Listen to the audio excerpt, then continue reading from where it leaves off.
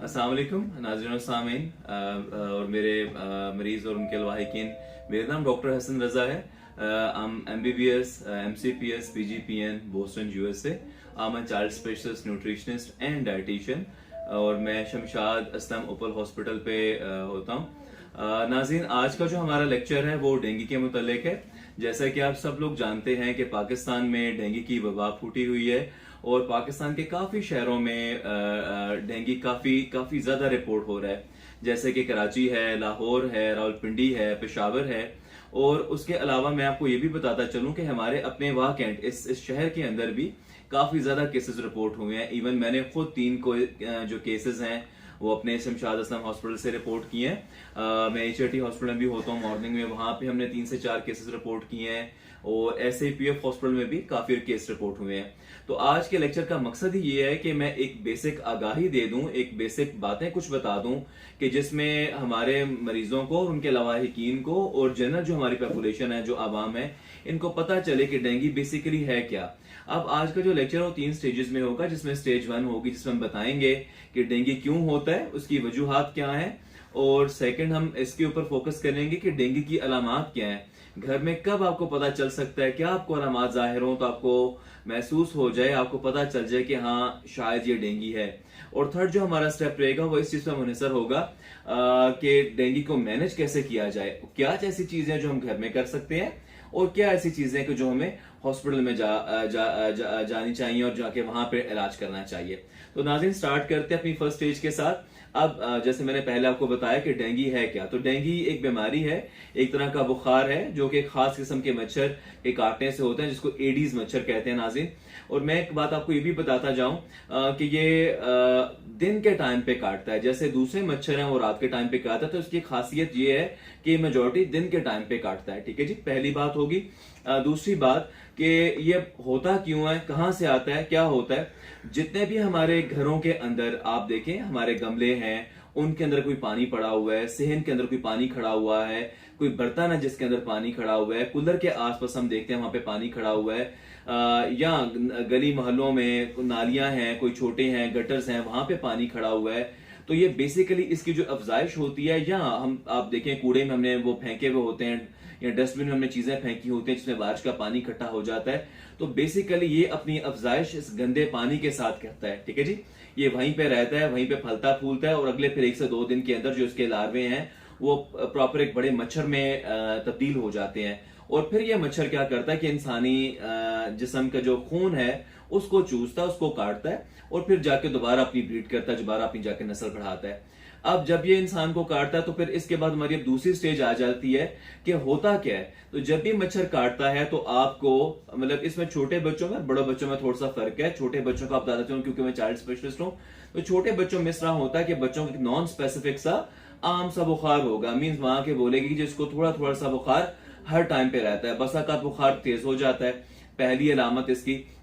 दूसरी अलामत यह हो सकती है कि जैसे ही बुखार हुआ तो चेहरे पे या जिस्म के ऊपर किसी किस्म का रैश आ सकता है। रैश का मतलब है कोई दाने वगैरह निकल सकते हैं, साथ में नज़ला जुकाम हो सकता है। ऐसी बड़ों का भी ऐसा ही है। बड़ों को क्या होगा कि सडन एकदम यकदम तेज बुखार होगा और वो बुखार 102, 103, 104 तक होगा। उनके सर में दर्द होगा, उनके जिस्म में दर्द होगा, स्पेशली वो आंख के पिछले हिस्सों में, इस जगह पे आपको दर्द का बताएंगे। और साथ में थकावट, कमजोरी, भूख का ना लगना, ये सारी बातें डेंगू की अलामात को जाहिर करती हैं। फिर अगर आपको इस चीज का भी है कि हाँ आपको वाकई मच्छर काटे हुए हैं, तो ये दोनों चीजें मिलकर बताती हैं कि शायद आपको डेंगू हो। लेकिन मैं ये भी बात आपको बताता चलूं, ये अलामात और बीमारियों में भी हो सकती हैं।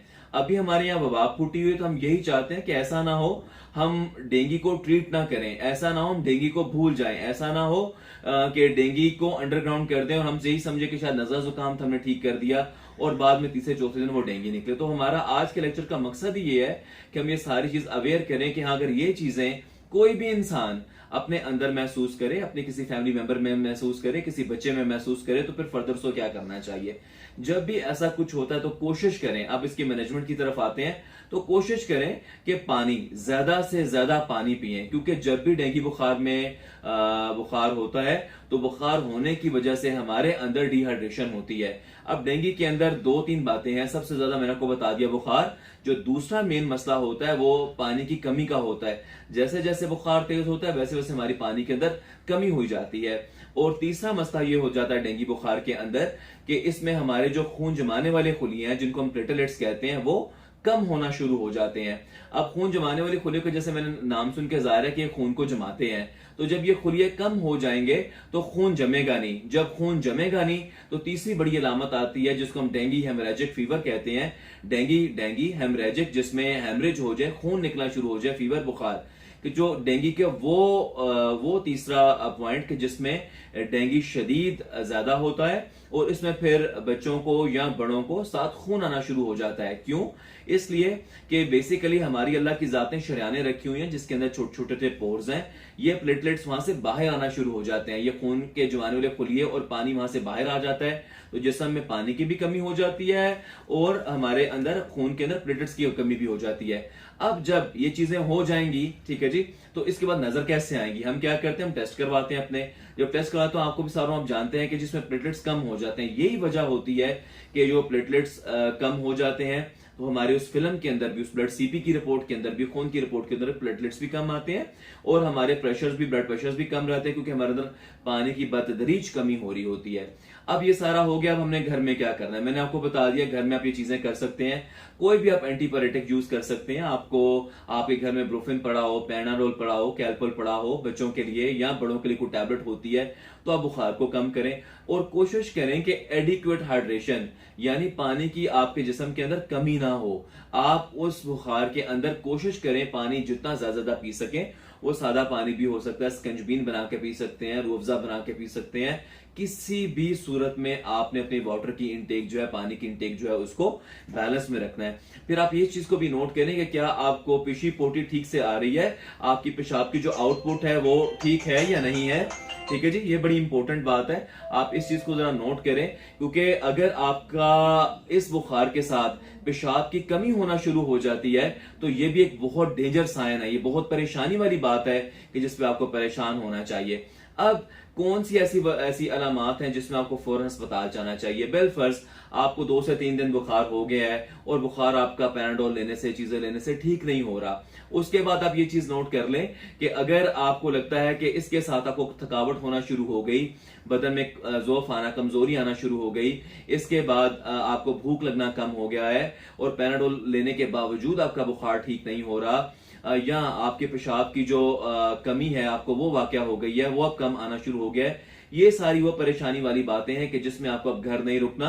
आप जो भी आपका ट्रस्टवर्दी पीडियाट्रिशियन है, चाइल्ड स्पेशलिस्ट है, आप उसके पास जाएं और उसके पास जाके आप कोशिश करें कि उनको जाके आप ये दिखाएं। ठीक है जी, जाके लाजमी उनसे, डॉक्टर साहब से कंसल्ट करें आप। उसके बाद हम ये कर लेंगे कि जब आप डॉक्टर के पास आ जाते हैं, फिर डॉक्टर का एंड आ जाता है कि वो क्या इलाज करता है। तो डॉक्टर को भी चाहिए और आपको भी पता होना चाहिए कि डॉक्टर साहब आपका ब्लड सीपी और डेंगू सर्ोलॉजी का टेस्ट लाजमी करा लें। अब सीपी के अंदर हमने 3 चीजें देखनी है, आपके WBCs देखने हैं, जो व्हाइट ब्लड सेल्स हैं वो। उसके बाद हम अपना HB देखेंगे कि खून की कमी है या नहीं, और थर्ड जो हमारा पॉइंट आ जाता है उसमें हेमाटोक्रिट। ठीक है जी, एक और एलिमेंट है जिसको हेमाटोक्रिट कहा जाता है, ये हमारा ज्यादा हो जाएगा।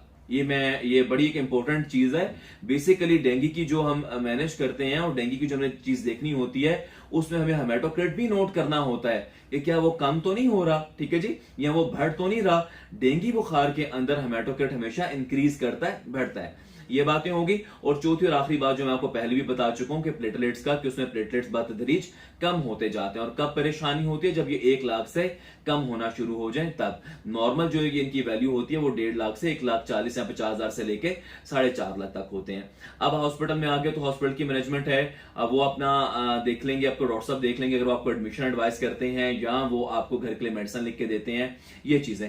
अब आते हैं कि डेंगू से बचाव कैसे किया जा सकता है। तो नाज़रीन सामीन, डेंगू से बचाव का जो सबसे बेहतरीन तरीका है वो ये है कि आप कोशिश करें कि आप अपने घर में अपने दफ्तरों में, अपने गली मोहल्लों में किसी भी जगह पे पानी इकट्ठा ना होने दें। सबसे पहला मशवरा, किसी भी जगह पे कोशिश करें गमलों में पानी आप उनको खुश कर दें। कूलर के इर्द गिर्द पानी होता है हमारे घरों में, उसको खुश कर दें।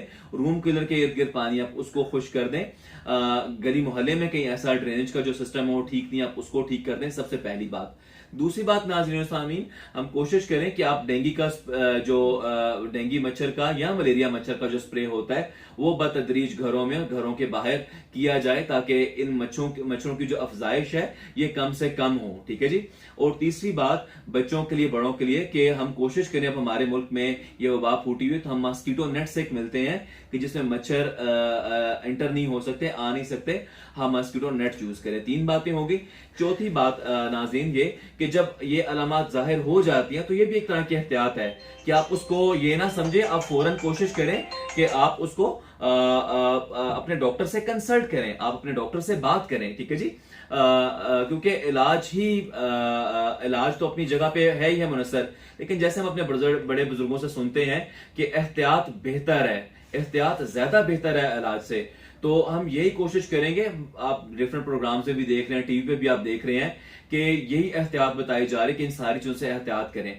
तो मेरा भी आज के लेक्चर का यही मकसद था कि सारी बातें अगर आप इन पे अमल करेंगे, अमल पैरा होंगे, तो अल्लाह पाक करेंगे इंशाअल्लाह ताला कि हम इस वबा से निमट सकेंगे। और ये सिर्फ एक डॉक्टर का वो नहीं है, इसमें जितनी भी हमारी सोशल कम्युनिटीज हैं, भले वो डॉक्टरों का तबका है, भले वो हॉस्पिटल स्टाफ का तबका है, भले वो हमारे आम काउंसलर लोग हैं, भले वो कोई गली मोहल्ले का, कोई हमारा यूनियन का कोई भी बड़ा वो है, ये सबको लेके चलने वाली मुहिम है। जब तक इसमें सब अपना रोल पार्टिसिपेट नहीं करेंगे तब तक ये वबा खत्म नहीं हो सकती।